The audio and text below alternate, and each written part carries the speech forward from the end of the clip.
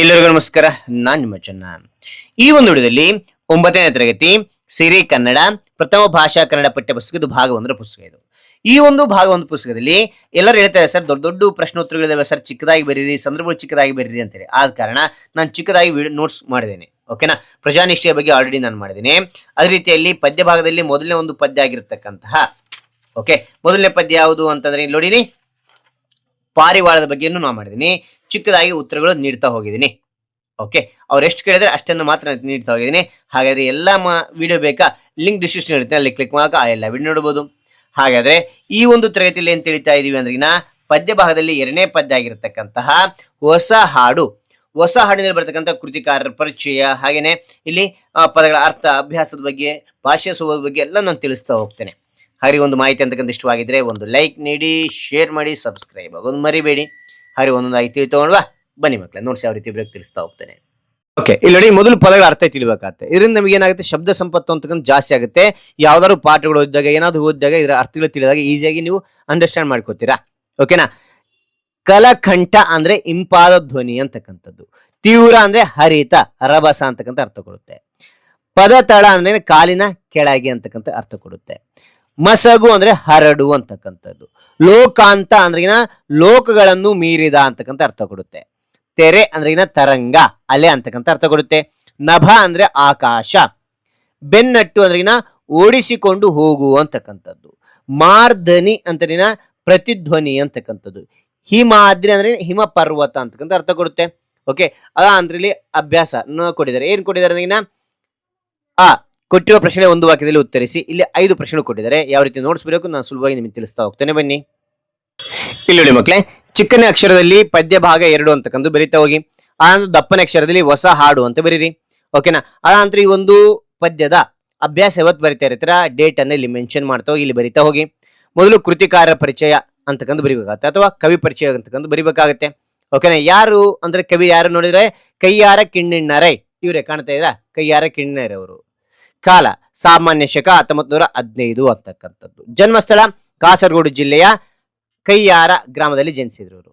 ಇವರು ವೃತ್ತಿ ಏನ್ ಕೆಲಸ ಮಾಡ್ತಾ ಇದ್ರು, ಅಥವಾ ವೃತ್ತಿ ಅಥವಾ ಕ್ಷೇತ್ರ ಅಂತಕ್ಕಂಥದ್ದು. ಇವರು ಶಿಕ್ಷಕರಾಗಿದ್ರು, ಸಾಹಿತಿ ಆಗಿದ್ರು, ಪತ್ರಿಕೋದ್ಯಮಿ ಆಗಿದ್ರು, ಹಾಗೂ ಸ್ವಾತಂತ್ರ್ಯ ಹೋರಾಟಗಾರರಾಗಿದ್ರು ಅಂತಕ್ಕಂಥದ್ದು ನಾವು ತಿಳಿಬಹುದು ಮಕ್ಕಳೇ. ಓಕೆ, ಅದಾದ ನಂತರ ಕವನ ಸಂಕಲನ ನೋಡಿದರೆ ಶ್ರೀಮುಖ, ಐಕ್ಯಗಾನ, ಗಂಧವತಿ, ಪುನರ್ನವ ಚೇತನ, ಕೊರಗ ಅಂತಕ್ಕಂಥದ್ದು. ಅದಾದ ನಂತರ ಮುಂದೆ ನೋಡಿದರೆ ಮಕ್ಕಳೇ ನಾಟಕ ವಿರಾಗಿಣಿ ಅಂತಕ್ಕಂಥದ್ದು. ಜೀವನ ಚರಿತ್ರೆ ರತ್ನಾಕರ, A.B. ಶೆಟ್ಟಿ, ಪರಶುರಾಮ ಅಂತಕ್ಕಂಥ. ಆತ್ಮಕಥೆ ದುಡಿತವೇ ನನ್ನ ದೇವರು ಅಂತಕ್ಕಂಥದ್ದು. ಅದ ನಂತರ ಪ್ರಶಸ್ತಿ ಮತ್ತು ಗೌರವಗಳಾದರೆ ಕರ್ನಾಟಕ ಸಾಹಿತ್ಯ ಅಕಾಡೆಮಿ ಪ್ರಶಸ್ತಿ, ಆಳ್ವಾಸ್ ನುಡಿಸಿರಿ ಪ್ರಶಸ್ತಿ, ನಾಡೋಜ ಪ್ರಶಸ್ತಿ, 66ನೇ ಅಖಿಲ ಭಾರತ ಕನ್ನಡ ಸಾಹಿತ್ಯ ಸಮ್ಮೇಳನದ ಅಧ್ಯಕ್ಷರಾಗಿದ್ರು. ಎಲ್ಲಿ ನಡೀತು ಅಂದ್ರೆ ಅದು ಮಂಗಳೂರಿನಲ್ಲಿ ನಡೀತಕ್ಕಂಥದ್ದು. ಆಯ್ಕೆ, ಈ ಪದ್ಯವನ್ನು ಯಾವುದರಿಂದ ಆಯ್ಕೆ ಮಾಡಲಾಗಿದೆ ಅಂದ್ರೆ ಈ ಪದ್ಯವನ್ನು ಕೈಯಾರ ಕಿಣ್ಣಿಣ್ಣರೈ ಅವರು ಸಂಪಾದಿಸಿರುವ ಶತಮಾನದ ಗಾನ ಕವನ ಸಂಕಲನ ಪುಟ 18-20 18-20 ಓಕೆನಾ ಪುಟದಲ್ಲಿ ಇರ್ತಕ್ಕಂಥದ್ದು ಸಂಕಲನದಿಂದ ಸಂಪಾದಿಸಿ ನಿಗದಿಪಡಿಸಿದೆ ಅಂತಕ್ಕಂಥದ್ದು ನಾವು ನೋಡಬಹುದು ಮಕ್ಕಳೇ. ಓಕೆ, ಅದಾದ ನಂತರ ನಾವು ಏನ್ ಮಾಡೋಕ್ಲಿ ಅಭ್ಯಾಸ ಅಂತಕ್ಕಂಥ ಬರೀತಾ ಹೋಗ್ಬೇಕಾಗತ್ತೆ. ಓಕೆ, ಅಭ್ಯಾಸ ಕೊಟ್ಟಿರುವ ಪ್ರಶ್ನೆಗಳಿಗೆ ಒಂದು ವಾಕ್ಯದಲ್ಲಿ ಉತ್ತರಿಸಿ ಅಂತ ಕೊಡಿದರೆ. ಮೊದಲನೇ ಪ್ರಶ್ನೆ, ಕವಿ ಎಂತಹ ಹಾಡು ಹಾಡಬೇಕೆಂದು ಬಯಸುವರು ಅಂತ ಕೇಳಿದರೆ. ಓಕೆನಾ. ಉತ್ತರ, ನವ ಭಾವ, ನವ ಜೀವ, ನವ ಶಕ್ತಿ ತುಂಬುವ ಹಾಡನ್ನು ಹಾಡಬೇಕೆಂದು ಕವಿ ಬಯಸುತ್ತಾರೆ ಅಂತಕ್ಕಂಥ ನೋಡ್ಬೋದು. ಓಕೆ, ಮುಂದೆ ನೋಡ್ತೋಣ. 2ನೇ ಪ್ರಶ್ನೆ ಮಕ್ಕಳೇ, ವೀರಧ್ವನಿ ಹೇಗೆ ಏರಬೇಕು ಅಂತ ಕೇಳಿದರೆ. ಉತ್ತರ, ಗಂಭೀರ ಭಾವನೆಯ ಅಲೆಗಳು ಹರಡಿ ವೀರಧ್ವನಿ ಏರಬೇಕು ಅಂತಕ್ಕಂಥದ್ದು. 3ನೇ ಪ್ರಶ್ನೆ, ಕಡಿದೊಗೆಯಬೇಕಾದ ಪಾಶಗಳು ಯಾವುವು ಅಂತ ಕೇಳಿದರೆ. ಉತ್ತರ, ಜಾತಿ, ಕುಲ ಮತ್ತು ಮತ ಧರ್ಮಗಳ ಪಾಶಗಳನ್ನು ಕಡಿದೊಗೆಯಬೇಕು ಅಂತಕ್ಕಂಥದ್ದು. 4ನೇದು, ಹಾಡು ನುಡಿಗುಂಡುಗಳು ಯಾವುದರ ಬೆನ್ನಟ್ಟಬೇಕು ಅಂತಕ್ಕಂಥದ್ದು. ಉತ್ತರ, ಹಾಡು ನುಡಿಗುಂಡುಗಳು ಭಯದ ಬೆನ್ನಟ್ಟಬೇಕು. ಓಕೆನಾ. ಆ ನಂತರ 5ನೇದು, ಭಾನುಭುವಿ ಯಾವುದರಿಂದ ಬೆಳಗಬೇಕು ಅಂತ ಕೇಳಿದರೆ. ಉತ್ತರ, ವೀರರ ಅಟ್ಟಹಾಸದಿಂದ ಭಾನು ಭುವಿ ಬೆಳಗಬೇಕು ಅಂತಕ್ಕಂಥ ನೋಡ್ಬೋದು. ಓಕೆನಾ. ಮುಂದಿನ ನೋಡ್ತೋಣ. ಇಲ್ಲಿ ನೋಡಿ ಮಕ್ಕಳೇ, ಅಭ್ಯಾಸ ಆ ಅಂತಕ್ಕಂಥದ್ದಾಯ್ತು. ಇಲ್ಲಿ ಆ ಕೊಟ್ಟಿದ್ದಾರೆ. ಏನ್ ಕೊಟ್ಟಿದ್ದಾರೆ ಅಂತ ನೋಡಿದ್ರೆ, ಇಲ್ಲಿ ಕೊಟ್ಟಿರುವ ಪ್ರಶ್ನೆಗಳಿಗೆ 3-4 ವಾಕ್ಯಗಳಲ್ಲಿ ಉತ್ತರಿಸಿ. ಈ 3 ಕೊಟ್ಟಿದ್ದಾರೆ. 3-4 ವಾಕ್ಯಗಳೊಳಗೆ ನಾನು ಉತ್ತರಿಸ್ತಾ ಹೋಗ್ತೇನೆ. ಓಕೆ, ಇಲ್ಲಿ ಆ ಅಂತಕ್ಕಂಥದ್ದು ಬರೀರಿ. ಕೊಟ್ಟಿರುವ ಪ್ರಶ್ನೆಗಳಿಗೆ 3-4 ವಾಕ್ಯಗಳಲ್ಲಿ ಉತ್ತರಿಸಿ ಅಂತ ಬರೀರಿ. ಮೊದಲನೇ ಪ್ರಶ್ನೆ, ಕವಿ ಎಂತಹ ಹಾಡನ್ನು ಹಾಡಿದಾಗ ವೀರಧ್ವನಿ ಏರಬೇಕು ಎಂದು ಬಯಸುತ್ತಾರೆ ಅಂತ ಕೇಳಿದರೆ ಉತ್ತರ, ಕವಿ ನವಭಾವ ನವ ಜೀವ ಮತ್ತು ನವ ಶಕ್ತಿ ತುಂಬಿಸುವ ಹಾಡನ್ನು ಹಾಡಲು ಬಯಸುತ್ತಾರೆ. ಆ ಹಾಡು ಜನರಲ್ಲಿ ಹೊಸ ಚೈತನ್ಯ ಮತ್ತು ಧೈರ್ಯವನ್ನು ಮೂಡಿಸುವಂತಿರಬೇಕು. ಅಂತಹ ಹಾಡು ಕೇಳಿದಾಗ ಎಲ್ಲೆಡೆ ವೀರಧ್ವನಿ ಮೊಳಗಬೇಕು ಎಂದು ಕವಿ ಬಯಸುತ್ತಾರೆ ಅಂತಕ್ಕಂಥದ್ದು ನೋಡ್ಬೋದು. ಓಕೆ, ಇದರಲ್ಲಿ ಎರಡನೇ ಪ್ರಶ್ನೆ ಕೊಟ್ಟಿದ್ದಾರೆ, ಕವಿ ಎಂತಹ ಹಾಡು ಗುಡುಗಬೇಕು ಎಂದು ಆಶಿಸುತ್ತಾರೆ ಅಂತ ಕೇಳಿದರೆ ಉತ್ತರ, ಜಾತಿ ಕುಲ ಮತ್ತು ಧರ್ಮದ ಪಾಶಗಳನ್ನು ಕಡಿದೊಗೆಯುವ ಹಾಡು ಗುಡುಗಬೇಕು ಎಂದು ಕವಿ ಆಶಿಸುತ್ತಾರೆ. ಆ ಹಾಡು ಎಲ್ಲ ಭೇದ ಭಾವಗಳನ್ನು ಮೀರಿ ಮಾನವೀಯತೆಯನ್ನು ಸಾರುವಂತಿರಬೇಕು. ಅಂತಹ ಹಾಡು ಎಲ್ಲೆಡೆ ಮೊಳಗಬೇಕು ಎಂದು ಕವಿ ಬಯಸುತ್ತಾರೆ ಅಂತಕ್ಕಂಥದ್ದು ನೋಡ್ಬೋದು. ಓಕೆ, ಅದ ನಂತರ ಮೂರನೇ ಪ್ರಶ್ನೆ ಕೊಟ್ಟಿದ್ದಾರೆ. ಏನ್ ಕೊಟ್ಟಿದ್ದಾರೆ ಅಂದ್ರೆ, ಈ ಹಾಡು ಹೊಸತು ಎಂದು ಕವಿ ಹೇಳಲು ಕಾರಣವೇನು? ಏನ್ ಕಾರಣ ಅಂದ್ರೆ ಉತ್ತರ, ಹಳೆಯ ಪಾಡನ್ನು ಮರೆಸುವಂತಹ ಕೊನೆಗೊಳಿಸುವಂತಹ ಹಾಡು ಇದಾಗಿದ್ದು ಇದು ಜನತೆಗೆ ಭರವಸೆಯನ್ನು ಗೌರವವನ್ನು ತರುವ ಹಾಡು ಇದಾಗಿದೆ. ಆದ್ದರಿಂದ ಇದು ಹೊಸ ಹಾಡು ಎಂದು ಕವಿ ಹೇಳಿದ್ದಾರೆ ಅಂತ ನೋಡಬಹುದು. ಓಕೆ, ಇಲ್ಲಿ ಆ ಅಂತಕ್ಕಂಥದ್ದಾಯ್ತು. ಇಲ್ಲಿ ಈ ಕೊಟ್ಟಿದ್ದಾರೆ.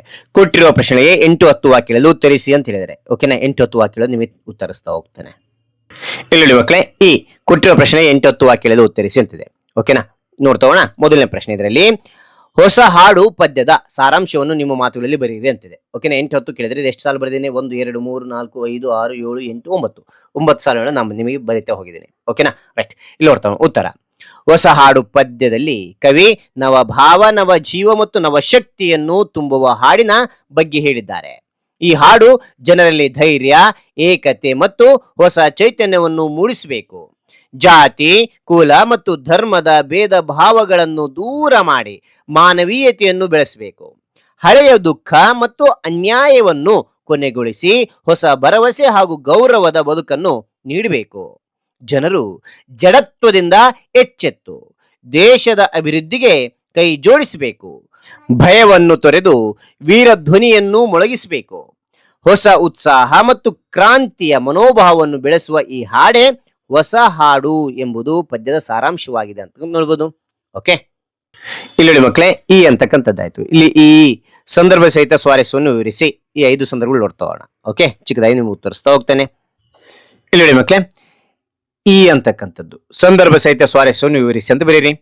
ಮೊದಲನೇ ಸಂದರ್ಭ, ತೀವ್ರತರ ಗಂಭೀರ ಭಾವನೆಯ ತೆರೆ ಮಸಗಿ ವೀರಧ್ವನಿ ಏರಬೇಕು ಅಂತಕ್ಕಂಥದ್ದು. ಈ ಸಂದರ್ಭಕ್ಕೆ ಮೊದಲು ಉತ್ತರದಲ್ಲಿ ಮೊದಲು ಆಯ್ಕೆ, ಸಂದರ್ಭಕ್ಕೆ ಆಯ್ಕೆ ಬರೀಬೇಕಾಗುತ್ತೆ. ಈ ವಾಕ್ಯವನ್ನು ಕೈಯಾರ ಕಿಣ್ಣನರೈ ಅವರು ಬರೆದಿರುವ ಹೊಸ ಹಾಡು ಎಂಬ ಪದ್ಯದಿಂದ ಆರಿಸಿಕೊಳ್ಳಲಾಗಿದೆ ಅಂತಕ್ಕಂಥದ್ದು.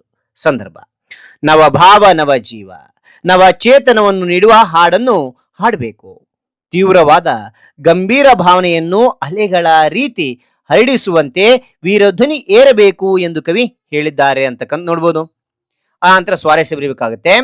ಹಾಡು ಗಂಭೀರವಾದ ವಿಚಾರಗಳನ್ನು ಹೊರಹೊಮ್ಮಿಸಿ ಹಾಡಿನ ವಿಚಾರಕ್ಕೆ ಸಹೃದಯರು ಸ್ಪಂದಿಸುವಂತಿರಬೇಕು ಎಂದು ಕವಿ ಆಕ್ಷೇಪಿಸಿದ್ದಾರೆ ಅಂತಕ್ಕಂಥದ್ದು ನೋಡ್ಬೋದು. ಅದ ನಂತರ ಇಲ್ಲಿ ಎರಡನೇ ಸಂದರ್ಭ ಏನ್ ಕೊಟ್ಟಿದ್ದಾರೆ, ಯುಗ ಯುಗಗಳಾಚೆಯಲ್ಲಿ ಲೋಕಾಂತರದಲ್ಲಿ ಆ ಹಾಡು ಗುಡುಗಬೇಕು ಅಂತಕ್ಕಂಥದ್ದು ಆಯ್ಕೆ. ಈ ವಾಕ್ಯವನ್ನು ಕೈಯಾರ ಕಿಣ್ಣನರೈ ಅವರು ಬರೆದಿರುವ ಹೊಸ ಹಾಡು ಎಂಬ ಪದ್ಯದಿಂದ ಆರಿಸಿಕೊಳ್ಳಲಾಗಿದೆ ಅಂತಕ್ಕಂಥ ಬರಿತಾ ಹೋಗಿ. ಸಂದರ್ಭ, ಹಾಡಿಗೆ ಮಿತಿ ಅಥವಾ ಎಲ್ಲೆ ಇರಬಾರದು. ಜಾತಿ ಕುಲ ಮತ ಧರ್ಮ ಪಾಶಗಳ ಬಂಧನ ಬಿಗಿದಿರಬಾರದು. ಯುಗಗಳು ಕೊನೆಯಾದರೂ ಎಲ್ಲಾ ಲೋಕದಲ್ಲೂ ಆ ಹಾಡು ಗುಡುಗಬೇಕು ಎಂದು ಕವಿ ಹೇಳಿದ್ದಾರೆ ಅಂತಕ್ಕಂಥ ನೋಡ್ಬೋದು. ಸ್ವಾರಸ್ಯ, ಜಾತಿ ಮತಗಳ ಕೀಳರಿಮೆಯನ್ನು ಹೋಗಲಾಡಿಸಲು ಈ ಹಾಡು ಮುಖ್ಯ ಅಂತಕ್ಕಂಥ ನೋಡ್ಬೋದು. ಮುಂದಿನ ಸಂದರ್ಭ ನೋಡ್ತೋಣ. ಜಡ ನಿದ್ರೆ ಸಿಡಿದದ್ದ ವೀರ ಅಟ್ಟಹಾಸದಲ್ಲಿ ಭಾನುಭುವಿ ಬೆಳಗಬೇಕು. ಮೊದಲು ಉತ್ತರ ನೋಡಿ, ಆಯ್ಕೆ ಅಂತಕ್ಕಂಥದ್ದು. ಈ ವಾಕ್ಯವನ್ನು ಕೈಯಾರ ಕಿಣ್ಣನರೈ ಅವರು ಬರೆದಿರುವ ಹೊಸ ಹಾಡು ಎಂಬ ಪದ್ಯದಿಂದ ಆರಿಸಿಕೊಳ್ಳಲಾಗಿದೆ ಅಂತಕ್ಕಂಥದ್ದು. ಸಂದರ್ಭ, ನಾವಾಡುವ ಹೊಸ ಹಾಡು ಹೇಗೆ ಬೆಳಗಬೇಕು, ಹೇಗೆ ಸಿಡಿದೇಳಬೇಕು ಎಂಬುದರ ಬಗ್ಗೆ ಹೇಳುತ್ತಾ ಕವಿ ಈ ಸಾಲುಗಳನ್ನು ಬರೆದಿದ್ದಾರೆ ಅಂತಕ್ಕಂಥದ್ದು ಸ್ವಾರಸ್ಯ. ಜಗತ್ತಿನ ಜನರ ಅಜ್ಞಾನವನ್ನು ಹೋಗಲಾಡಿಸಿ ಎಚ್ಚರಿಕೆ ಮೂಡಿಸುವ ಹಾಡು ಹೊಮ್ಮಲಿ ಎಂದು ಕವಿ ಹೇಳಿದ್ದಾರೆ ಅಂತಕ್ಕಂಥ ನೋಡ್ಬೋದು. ಅದಾದ ನಂತರ 4ನೇ ಸಂದರ್ಭ ಕೊಟ್ಟಿದ್ದಾರೆ. ಏನ್ ಕೊಟ್ಟಿದ್ದಾರೆ 4 ಸಂದರ್ಭ ಅಂತಂದ್ರಿನ, ನಡೆ ನುಡಿಗಳೆರಡರಲ್ಲಿ ಪದತಾಳ ಗತಿಯಲ್ಲಿ ಕ್ರಾಂತಿ ಕಿಡಿ ಕೆರಳಬೇಕು ಅಂತಕ್ಕಂಥದ್ದು. ಓಕೆ, ಇಲ್ಲಿ ಉತ್ತರ ನೋಡಿ ಆಯ್ಕೆ ಅಂತಕ್ಕಂಥದ್ದು. ಈ ವಾಕ್ಯವನ್ನು ಕಯ್ಯಾರ ಕಿಣ್ಣನ ರೈ ಅವರು ಬರೆದಿರುವ ಹೊಸ ಹಾಡು ಎಂಬ ಪದ್ಯದಿಂದ ಆರಿಸಿಕೊಳ್ಳಲಾಗಿದೆ ಅಂತಕ್ಕಂಥದ್ದು. ಸಂದರ್ಭ, ನಮ್ಮ ನಡೆನುಡಿಗಳಲ್ಲಿ ಜಾಗೃತಿ ಮೂಡಿಸುವ, ಹೆಜ್ಜೆ ಹೆಜ್ಜೆಗೂ ಎಚ್ಚರಿಸುವ, ಕ್ರಾಂತಿಯನ್ನು ಉಂಟು ಮಾಡುವಂತಹ ಹಾಡು ಮೂಡಬೇಕು ಎಂದು ಕವಿ ಹೇಳಿದ್ದಾರೆ. ಸ್ವಾರಸ್ಯ, ಕ್ರಾಂತಿಕಾರಿ ಹಾಡು ಜಡವಾದ ಜನರ ಮನಸ್ಸಿನಲ್ಲಿ ಜಾಗೃತಿ ಮತ್ತು ಏಕತೆ ಭಾಗವನ್ನು ಮೂಡಿಸುತ್ತದೆ. ಓಕೆ, ಏಕತೆ ಭಾವವನ್ನು ಮೂಡಿಸುತ್ತದೆ ಎಂಬುದನ್ನು ಕವಿ ಸ್ವಾರಸ್ಯಕರವಾಗಿ ತಿಳಿಸಿದ್ದಾರೆ ಅಂತಕ್ಕಂಥ ನೋಡ್ಬೋದು. ಓಕೆ, ಅದಾದ ನಂತರ 5ನೇ ಸಂದರ್ಭ ನೋಡಿ ಮಕ್ಕಳೇ. 5ನೇ ಸಂದರ್ಭ ಏನ್ ಕೊಟ್ಟಿದ್ದಾರೆ ಅಂದ್ರೆ, ಇದು ಮೊದಲು ಮುನ್ನಿಲ್ಲ ಅಂತಕ್ಕಂಥದ್ದು. ಉತ್ತರ ಆಯ್ಕೆ. ಈ ವಾಕ್ಯವನ್ನು ಕಯ್ಯಾರ ಕಿಣ್ಣನ ರೈ ಅವರು ಬರೆದಿರುವ ಹೊಸ ಹಾಡು ಎಂಬ ಪದ್ಯದಿಂದ ಆರಿಸಿಕೊಳ್ಳಲಾಗಿದೆ ಅಂತಕ್ಕಂಥದ್ದು. ಸಂದರ್ಭ, ನವಭಾವ ನವ ಜೀವ ನವಶಕ್ತಿ ತುಂಬಿಸುವ ಹೊಸ ಹಾಡು ಆಡಬೇಕು. ಈ ರೀತಿ ಹಾಡು ಮೊದಲು ಇಲ್ಲ, ಇದೇ ಹೊಸತು ಇದೆ, ಮೊದಲು ಹಳೆ ವ್ಯತೆ ಎಲ್ಲವೂ ಕರಗುವಂತೆ ಹೊಸದಾದ ಹೊಸ ಹಾಡು ಎಂದು ಹೇಳಿದ್ದಾರೆ ಅಂತಕ್ಕಂಥದ್ದು. ಓಕೆ, ಸ್ವಾರಸ್ಯ, ಹಾಡಿನ ಭಾವಕ್ಕೆ ಹಳೆಯ ಚಿಂತನೆಗಳು ಕೊನೆಗೊಂಡು ಹೊಸ ಶಕ್ತಿಯನ್ನು ಹೊಮ್ಮಿಸುವಂತಿರಬೇಕು ಎಂಬುದು ಕವಿ ಆಶಯವಾಗಿದೆ ಅಂತಕ್ಕಂಥ ನೋಡ್ಬೋದು. ಓಕೆ, ರೈಟ್, ಮುಂದೆ ನೋಡ್ತೋಣ. ಇಲ್ಲಿ ಸಂದರ್ಭ ಅಂತಕ್ಕಂಥದ್ದಾಯ್ತು. ಅದಾದ ನಂತರ ಏನ್ ಕೊಟ್ಟಿದ್ದಾರೆ ಅಂದ್ರೆ, ಮೊದಲೆರಡು ಪದಗಳಿರುವ ಸಂಬಂಧದಂತೆ 3ನೇ ಪದಕ್ಕೆ ಸಂಬಂಧಿಸಿದ ಪದವನ್ನು ಬರೆಯಿರಿ. ಇಲ್ಲಿ ಇದಕ್ಕ ಧ್ವನಿ ಅಂತ ಕೊಟ್ಟಿದ್ದಾರೆ, ಧನಿ ಅಂತ ಕೊಟ್ಟಿದ್ದಾರೆ, ಯುಗ ಅಂತ ಕೊಟ್ಟಿದ್ದಾರೆ. ಇದಕ್ಕೆ ನಾವು ಬರೀಬೇಕಾಗುತ್ತೆ 4ನೇದು ಯುಗ ಅಂದ್ರೆ ಜುಗ ಅಂತಕ್ಕಂಥದ್ದು. ಇದು ತತ್ಸಮ ತದ್ಭವ. ಓಕೆನಾ. ಲೋಕಾಂತರ 2ನೇದು, ಲೋಕಾಂತರ ಅಂದ್ರೆ ಇದು ಸವರ್ಣ ದೀರ್ಘ ಸಂಧಿ ಇದು. ಓಕೆನಾ. ಉನ್ನತೋನ್ನತ ಅಂತಕ್ಕಂಥದ್ದು ಯಾವ ಸಂಧಿ ಅಂತ ನೋಡಿದರೆ ಗುಣಸಂಧಿ ಅಂತಕ್ಕಂಥದ್ದು, ಗುಣ ಸಂಧಿ.